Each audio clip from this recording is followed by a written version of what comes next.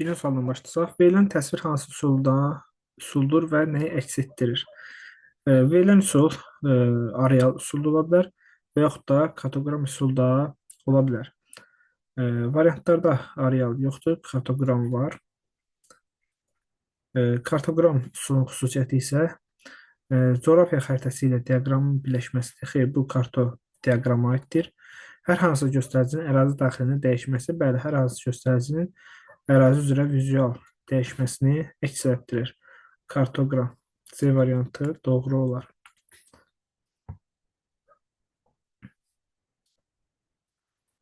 Skandinaviya yarımadası üçün xarakterik olan relyef formaları hansılardır? Skandinaviya yarımadası 4-cü dövr buzlaşmasına məruz qaldığı üçün buzlaq relyef formaları üstün olar.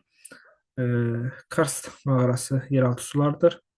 Moren tirələri, trokdərələr, fiordlar B variantı doğru fikir olar. Duyunlar külək yaradır. Yol relyef formasıdır. Novlar litosfer dağlarının toqquşmasında olur. Polderlər əsasən Mərkəzi Avropada, Niderlandı qeyd etmək olar. Barxanlar olmaz. Barxanlar da qeyd edək ki, yol relyef formasıdır. Cavabımız B. İzoballar əsasında nöqtələr arasındakı hündürlük fərqini müəyyən edin. İzobar eyni təzyiqə malik olan nöqtələri birləşdirən xəttlərdir və burada xəttlərin verilib, xəttlər arası 5 mm civə sütunudur. Yəni nöqtələr arasında məsafə təzyiq fərqi 5 civə sütunudur, millimetr civə sütunudur. 1 mm civə sütunumuz 10 metrdirsə, 5 mm civə sütunu isə 50 metr gedir.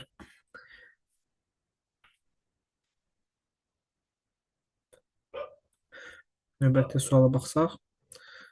Fiordlar, polderlərin, moren tirələrinin mövcud olduğu ölkələrin müvafiq ardıcıllıqla tapın.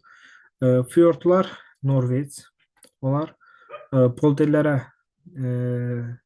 Niderland, moren tirə isə Finlandiya olar. Ümumiyyətcə, moren tirə buzlaq relyef formasıdır. Niderlanda deyə bilmərik, Yunanistan deyə bilmərik, İspaniya deyə bilmərik, İtaliya deyə bilmərik. Platforma tabloları üçün səciyyəvi olan mühüm cəhəti təyin edin. Mühüm cəhət istəyir bizdən. Metamorfik süxurlardan təşkil olunmuşdur. Tək platformada yoxdur metamorfik. Geosinkronlarda da metamorfik süxurlar ola bilər. Ola bilər deyəndə var, yəni.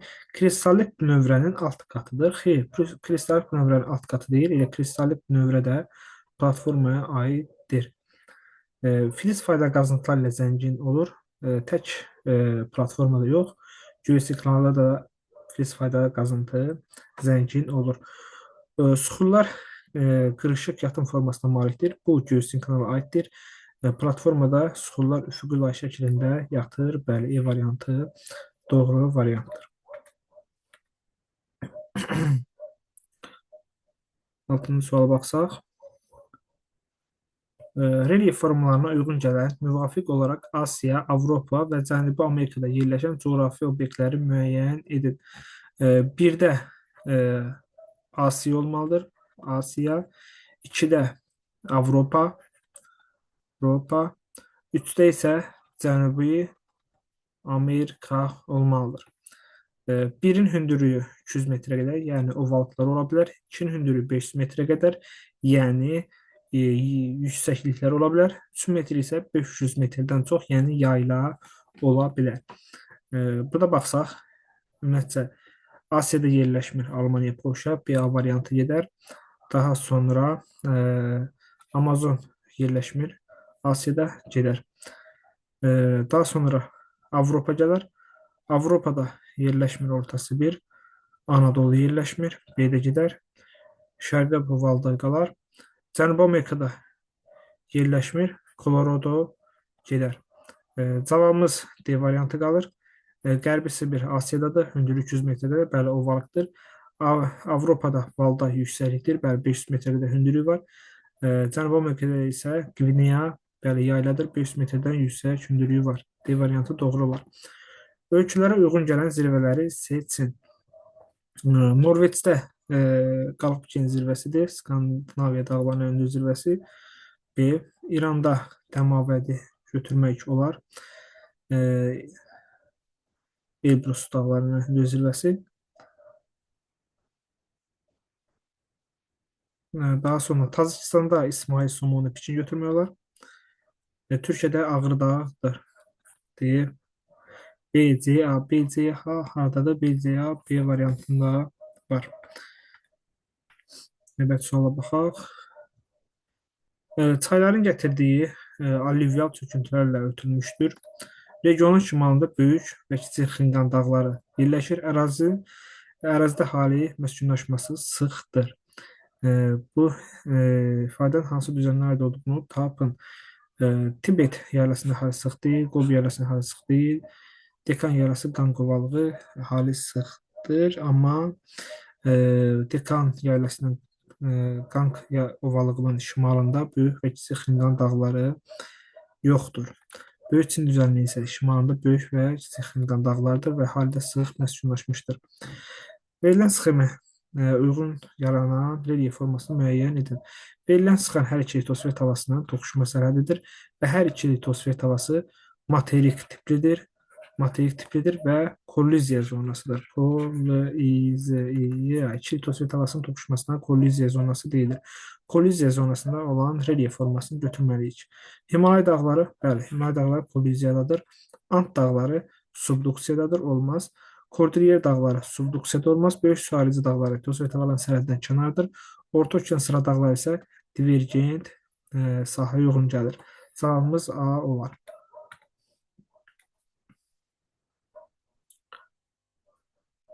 10-cu suala da baxaq. Dünyanın ən zəngin qalay wolfram qurşağının yerləşdiyi ölkələr. Cənub-Şərqi Asiya regionu götürməliyik. Cənub-Şərqi Asiya regionunda yerləşən ölkə Hindistan deyil, İran deyil. İran, Meksika olmaz. Tacikistan, Özbəkistan olmaz. İraq verib burada olmaz idi. Malayziya, Tayland və Cənub-Şərqi Asiya regionunda yerləşir və qalay wolfram qurşağı sayılır. E variantı olar. Platforma nədir? 11-ci suala baxırıq. Plato nədir? Üzrdən Plato nədir? Yaylarda çökək və hamar ərazilər, xeyli çökək ərazi olmaz. Dağlıq ərazilər və eşlik keçidlər aşırımları sayılır. Dağlıq ərazilərdə səthi hamar yaylalar, bəli, C variantı doğru fikirdir. Dağlıq ərazidə şiş uzun zirvələrə pik deyilir, plato deyil. Bir-birinə paralel yerləşən dağ silsilələri xeyir olmaz. Cavabımız 11-də C variantı. Səth axımlarının istiqaməti müəyyən edilir. Səth axımlarının istiqamətini biz baxsaq horizontallara, bu da bizim rəqəmlərimiz verib 80 metr, 82,5 metr. Fikir versək, istiqamət bu tərəfə şimalı görsədir. Deməli, şimala doğru hündürlüyü artırsa, cənuba doğru da hündürlük azalır. Cənuba doğru hündürlük azalırsa,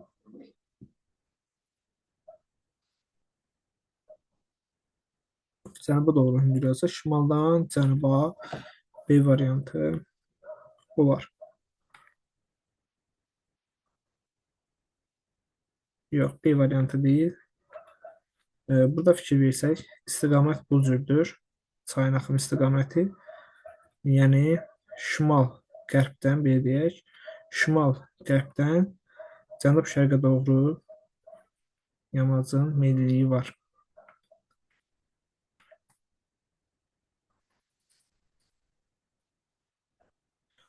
Horst və qrabendə yarana bilər. Absial düzənliklər olmaz. Polder, xeyir, moren tirəsi, xeyir. Şəlalə və qalxan. Şəlalə də yarana bilər. Qalxan isə platformaya aid olan bir şeydir. Horst da qrabendə platformaya aid olan bir şeydir. Bizə isə Horst və qrabendə yarana bilər. Bu, əlbəttə ki, ikisinin də məntiqlə yanaşsa şəlalə olar. Horst qalxanlı, qraben enəndir. Bəli, hər ikisinin yaranmasında şəlalə olur. Qalxan isə platformanın qalxan hissəsidir. Burada qırılmadan söhbət getmir. Verilən ərazinin bitki örtüyünün kasıb olması hansı amil ilə əlaqədədir? Burada böyük hövzə verilib. Böyük hövzədə relyef amilidir. Çünki hər iki tərəfdən yüksək dağlarla əhatə olduğu üçün belə ki, rütubətli hava kütləsi əraziyə daxil olunur və səhra və yarımsəhra landşaftı yaranır bu ərazidə, böyük ölçüdə və bitki örtüyü də kasıbdır. Burada olar relyef amili, E variantı.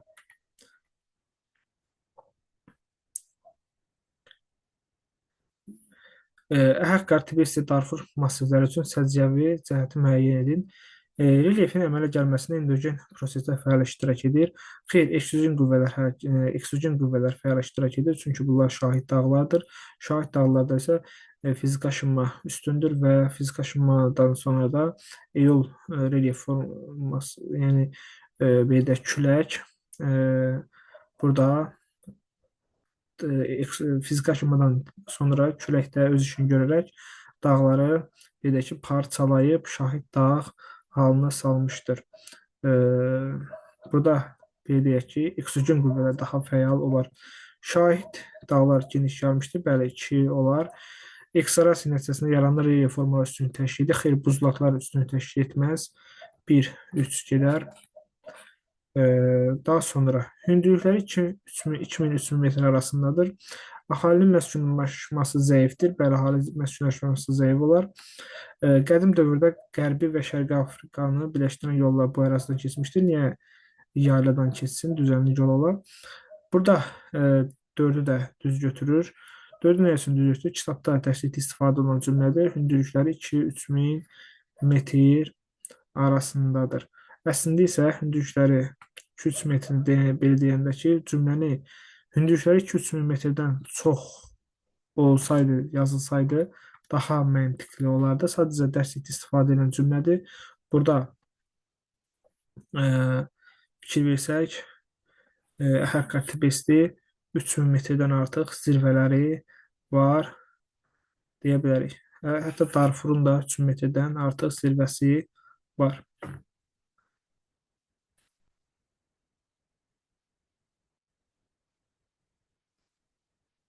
Sadəcə dəstəkli istifadə olunan cümlə olduğu üçün A-nı düzgün götürülür. 16-ya baxırıq. Sxemdə 1, 2, 3 rəqəmlərə uyğun fikirləri seçin. 1 rəqəminə baxsaq, 1 rəqəmi günəşin ekvatorda zenitdə olduğunu deyir. 2 rəqəmi günəşin şimal tropikində zenitdə olduğunu deyir. Bura 1 yazaq.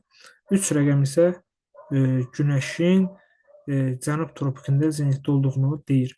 Birə baxaq, 1-də günəş ekvatorda zenitdədir. Günəş şimal və cənub yarımkürələrini eyni dərəcədə işıqlandırır. Doğru fikirdir. 2-yə baxsaq, 2 günəş şimal yarımkürəsindədir. Bakıda qış fəslidir. Xeyr, Bakıda qış fəsli deyil. B-yə baxsaq, günəş şimal və cənub yarımkürələrini eyni dərəcədə işıqlandırır. Bəli, Bakıda yay fəslidir. Bəli, 3-ə baxsaq, 3-də günəş cənubda zenitdədir.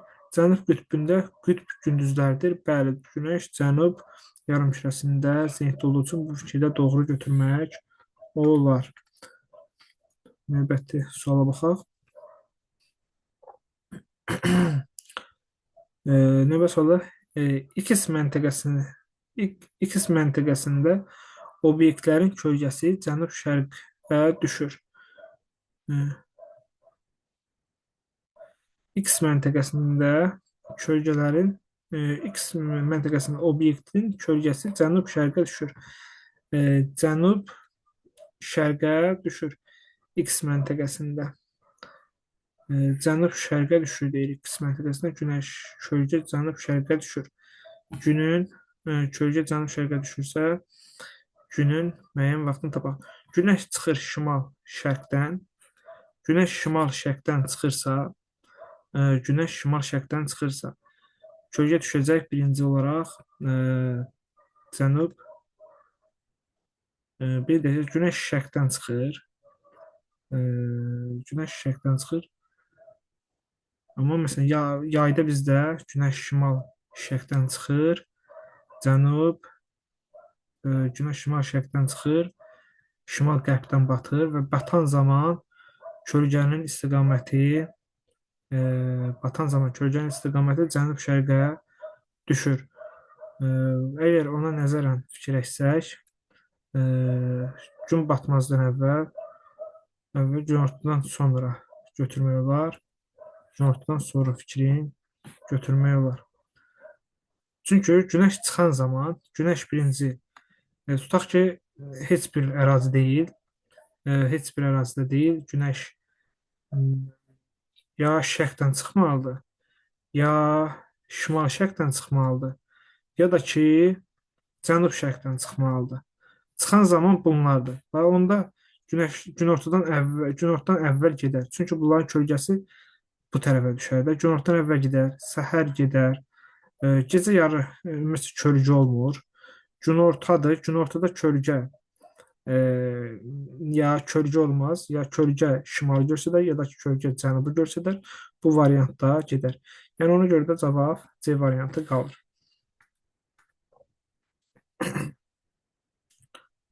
18-ə baxaq. 23 iyun günündə A, B, C məntəqələrində günəş şüalarının düşmə uzaqlığına müvafiq ardıcıllıqla tapın. 22 gün günəş şimal tropikində zenitdədir. Şimal tropikində günəş zenitdədirsə, burada zenitdədir. A-ya, B-yə, C-yə. A-ya düşər 40-cı paralelə, yəni 40-cı paralel maksimumda da düşür. Bunu biz əzbər bilirik. 73,5. B-yə nə qədər düşər? Ekvatora. Günəş şimal tropikində zenitdə olduqda əlbəttə ki 66,5. C-yə nə qədər düşər? C isə nə qədər düşər? C isə 36,5 düşər. Bunların hesablanmasına gəldiksə, yəni özüm hesablamadım, amma hesablaya da bilərik. Cavabı 73,66,5 766,5 36 cavab D-dir. Gəlin indi hesablayaq. Günəş şimal tropikində zenitdədirsə,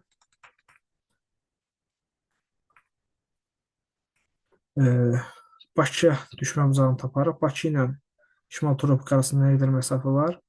Əlbəttə ki 16,5. Bakı deyil əslində. 40-cı paraleldə belə deyək. Bakı deyil, belə səhv eləməyək. Bura 77 qərb uzunluğu, 40 şimal enidir. 16,5 olduğu üçün bura 90-la düşür də. Arasında nə qədər dərəcə var? Arasında dərəcə 16,5-dirsə, 90-dan 16,5 çıxır, deyərik 73,5. B məntəqəsinin arasında nə qədər məsafə var? 23,5. B məntəqəsindən 23,5 dərəcə fərq varsa, 90-dan 23,5 çıxsaq, bu dedər 66,5. Yaxşı. Şimal tropik ilə 30 cənub enliyi arasında nə qədər fərq var? 53,5. 53,5. 90-dan 53,5 çıxsaq, yerdə qalar 36,5 bu şəkildə. Yenə cavab D variantı. Yerin quru və su sahələrinin günəş şüalarının əks etdirilməsi adlanır albedo. Əks etdirməyə albedo deyilir.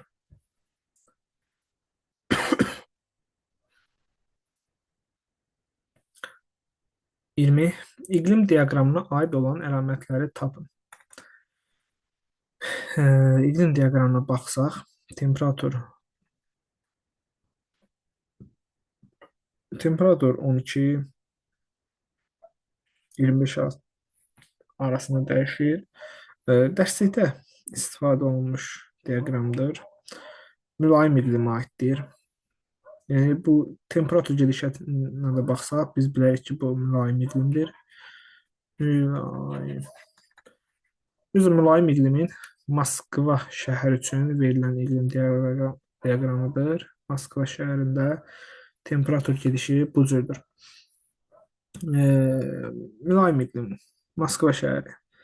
Yəni mülayim iqlimə qoşanda yerləşən bir ərazidir. Belə deyək. Fəsillər aydın bilinir. Bəli, fəsillər aydın bilinir. Günəş şüalarının düşmə bucağı il ərzində kəskin dəyişir. Bəli, görünür ki, kəskin dəyişir. Günəş şüalarının düşmə bucağı dəyişir. Temperatur bu qədər dəyişirsə, deməli günəş şüalarının da düşmə bucağı kəskin dəyişir. İqlim tiplərinə bölünür. Mülayim iqlim qurşağına söhbət edirsə, bəli, 4 tipi var. İl ərzində İki hava kütləsi bir-birini əvəz edir. Xeyr, bu əsas iqlim qurşağı olduğu üçün il boyu bir hava kütləsi, mülayim hava kütləsi hakim olur. Avropa, Afrika, Asiyada geniş yer tutur. Avropada hə, Asiyada hə, amma Afrikada xeyr. Afrikada mülayim iqlim qurşağı yoxdur. Yağıntı yalnız yağış halında düşür, xeyr, qar halında da düşə bilər də. 1, 2, 3 cavabımız E variantı.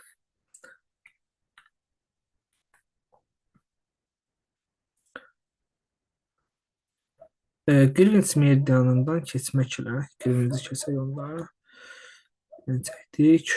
22 və 2-ci saat qurşaqları arasında ən az və ən çox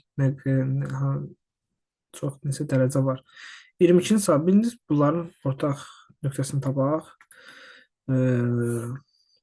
Olsun 0. 22-ci saat qurşağının orta meridianı düşər. 24-dən 22 çıxdıqda 2 qalır. 2-ni də 15-ə vursaq 30 qərb uzunluğu. 30 qərb uzunluğu. 2-ci saat qurşaqda 30 şərq uzunluğu. Orta meridianlardır. İndi isə bu saat qurşaqlarının sərhədlərini çəkək. 7,5 onun üzərinə gəlsək, 37,5 bir dəfə də çıxsaq 22,5 buradan da eyni dərəcədə bir dəfə çıxıb bir dəfə toplasaq 22,5 bir dəfə toplasaq 37,5 qərb uzunluqlar.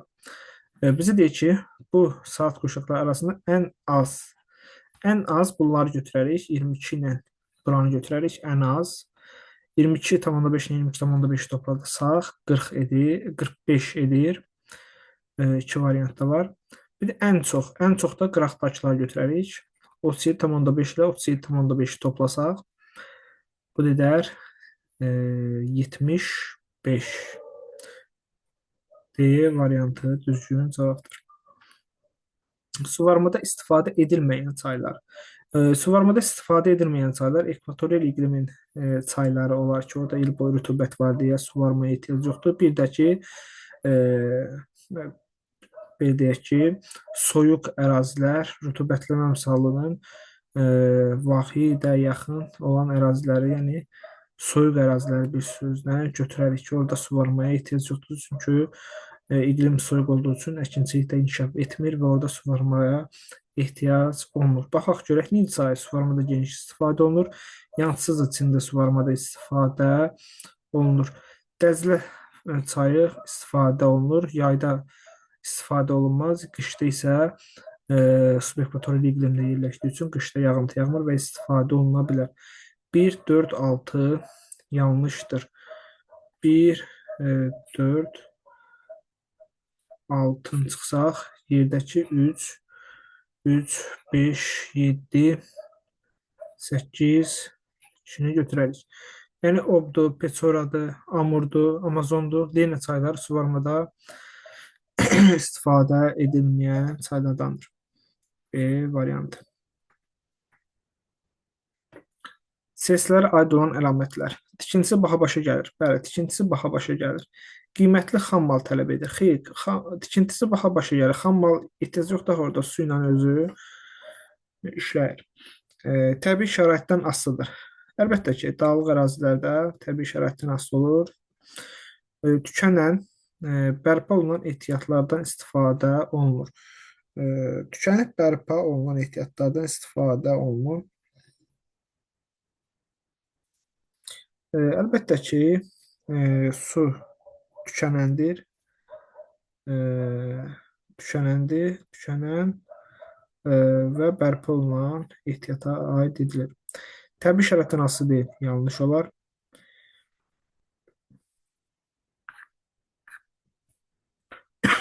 İri şəhərlərə yaxın tikilir.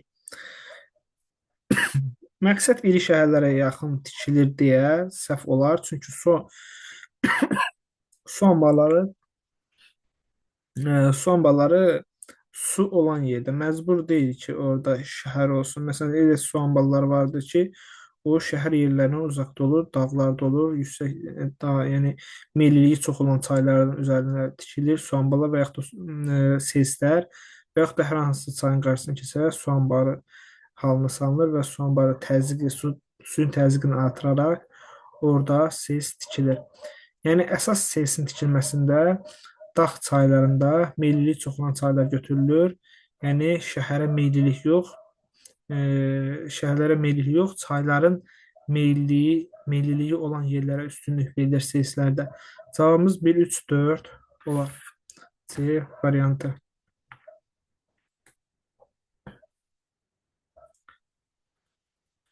Soyuq cərəyanların səciyyəvi xüsusiyyətləri. Soyuq cərəyanların səciyyəvi xüsusiyyətləri. Sahil boyunda qalxan hava kütlələri bol yağıntı gətirir. Xeyr, bu isti cərəyana aid bir xüsusiyyətdir. Sahil boyunda enən hava kütlələri yağıntıların az düşməsinə səbəb olur. Bəli. Sahil boyunda səhra landşaftının yaranmasına səbəb olur. Bəli. Suvarmada geniş istifadə olunur. Suvarmada geniş istifadə olunur. Suvarmada geniş istifadə cümlə tam deyil. Suyu belə deyək ki, nə suvarmada geniş istifadə olunsun? Cümlədə nəsə yarımçıqlıq var. Cənub materiklərinin qərb sahilləri boyunca rast gəlinir. Cənub materiklərinin qərb sahili boyunca rast gəlinir. Doğru fikirdir. Doğru fikirdir. 5. Dördü isə cavabımız 2, 3, 5, 2, 3, 5 E variantı. Suvarmada geniş istifadə olunur nə? Burada yəqin ki, suvarmada geniş istifadə. Burada axı rütubət falan yoxdur ki, suvarma üçün nəsə bir şərait olsun. Hər hansı bir çay da olmur ki, orada nəsə suvarmadan istifadə olunsun.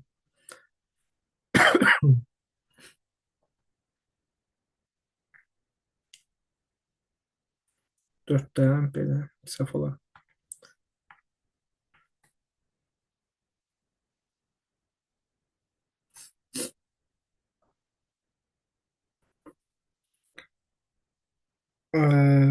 Xəritə sxemində Afrikanın su anbarlarının düzgün variantını müəyyən edin.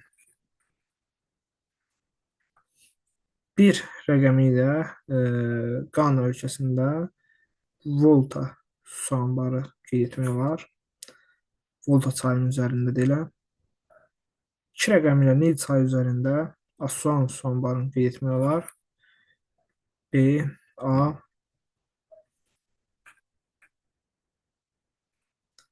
Daha sonra 3 rəqəmi ilə yenə Nil çayının mənbəyi sayılan Viktoriya gölü və yaxud da Viktoriya su anbarını qeyd etmək olar.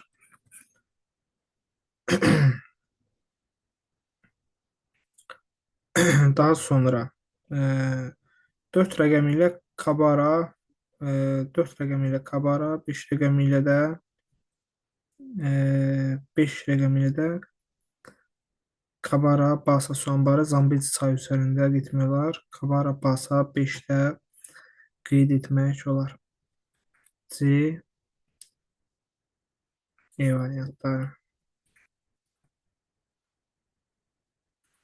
B, A, D, C, B, A, D, C, A variantı var.